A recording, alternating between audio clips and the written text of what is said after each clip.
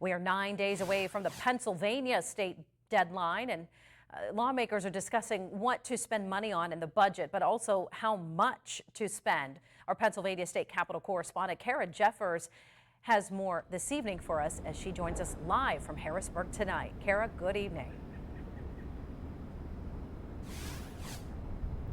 Hello, Eva. In between trying to stay cool this week, I talked to the Pennsylvania Independent Fiscal Office. They gave me some insights on what the state's spending looks like and projections for the future. Pennsylvania is ending the 2023-24 fiscal year with $45.1 billion in revenues, but they spent more than that. There will be what we call a current year deficit. So when you add up all those numbers, the revenues, the refunds, the spending, things we call lapses, it'll probably come out to about $500 or $600 million deficit. Making up the difference, Pennsylvania has around $14 billion in its savings account, a surplus. Both Democrats and Republicans are wrestling with what to do with the extra funds. How is that money best used? How much do we need to save and keep in an account? Should it be returned to taxpayers or should it be invested in education, things such as that? Governor Josh Shapiro, with Democrat support, proposed a $48.3 billion budget. The IFO estimates state revenues in 2024-25 will be $45.8 billion. Adding on the overspending from last year, Shapiro's plan would be a $3 billion deficit.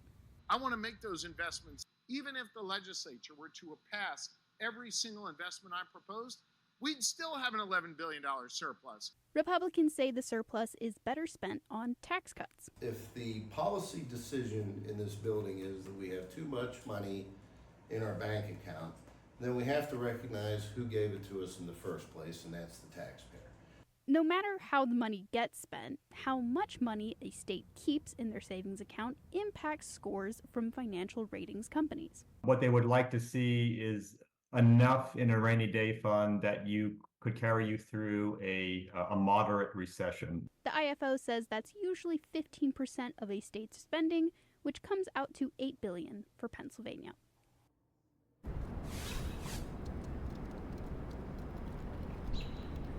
Republican tax cuts would lead to a $1.2 billion decrease in revenue. If you add last year's deficit with that, we would be at a $1.8 billion deficit with that policy change as well. In Harrisburg, I'm Kara Jeffers, Erie News Now. Kara, thanks for that breakdown. The heat